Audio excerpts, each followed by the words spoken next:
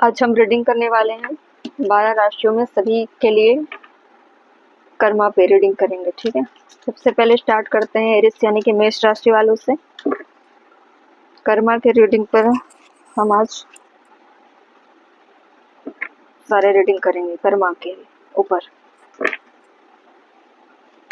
चलिए देखते हैं एरिस यानी कि मेष राशि वालों के लिए।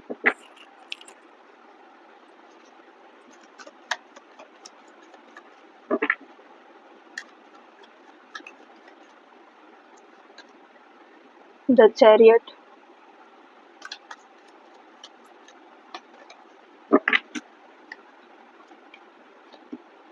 Eight of cup,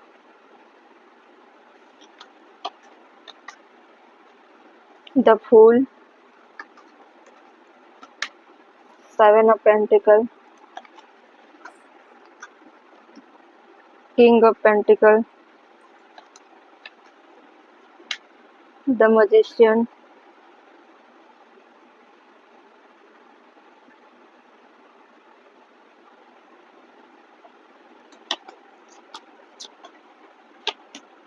three of cup, the moon. दो कार्ड और ले लेते हैं। थ्री ऑफ सोर्स और है पेज ऑफ पेंटिकल। ठीक है, बॉटम में है एट ऑफ वैंड।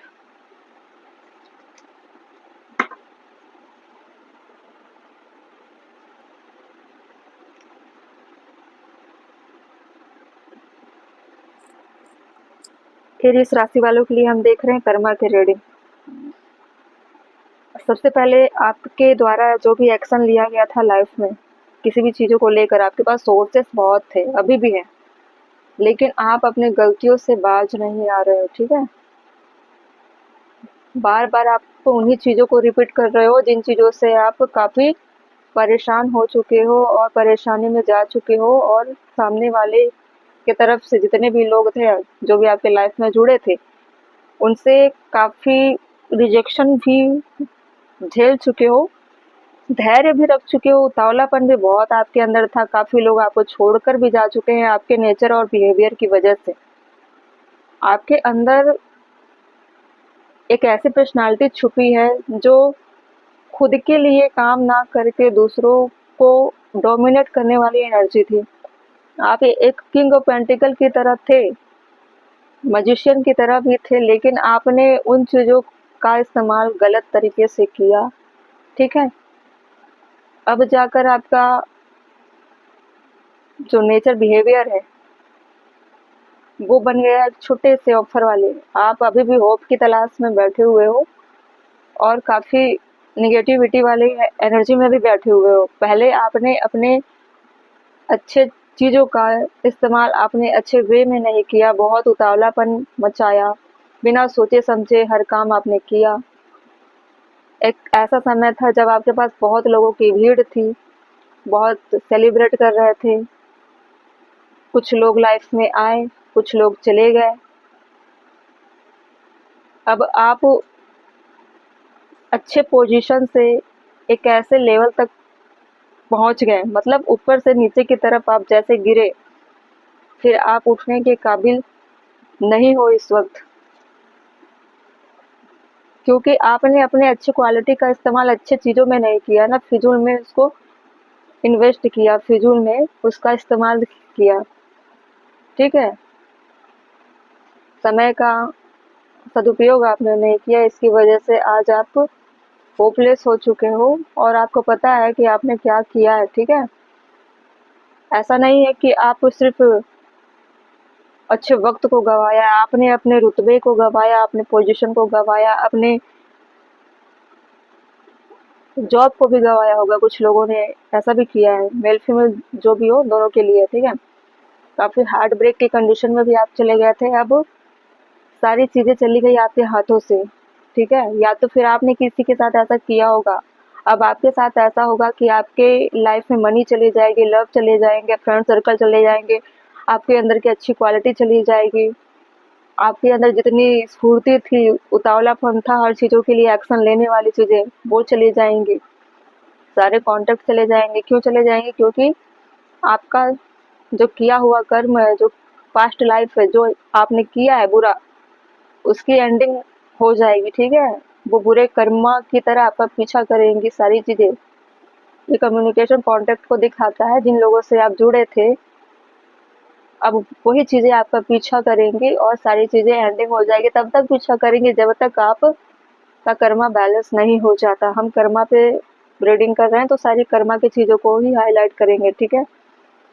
आप कल तक बहुत सेलिब्रेशन कर रहे थे, अब आपकी चीज़ें चली जाएंगी क्योंकि आपकी वजह से कुछ लोगों की लाइफ में हार्ट ब्रेक हुआ, ठीक है?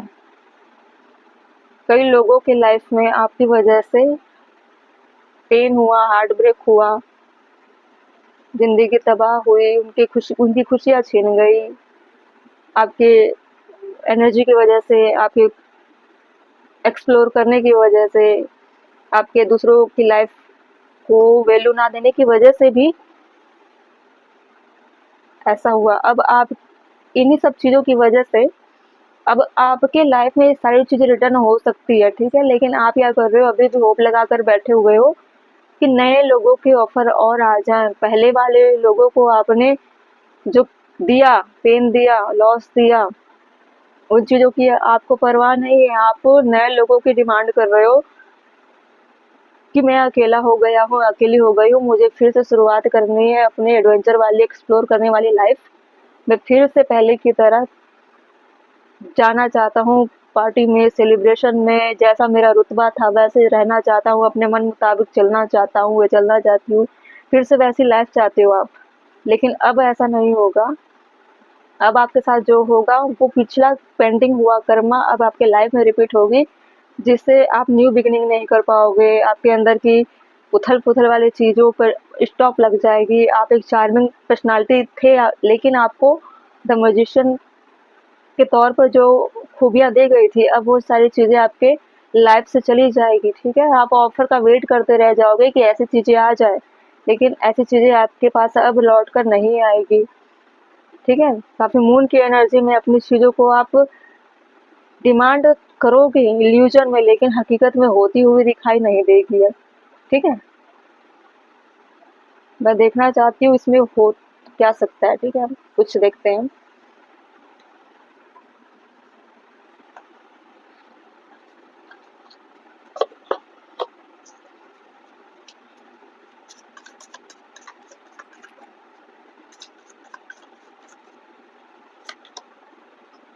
एम्पावर्ड डिसीजन, आपको डिसीजन लेने की ज़रूरत है। Intuition empower your decision, trust your inner compass.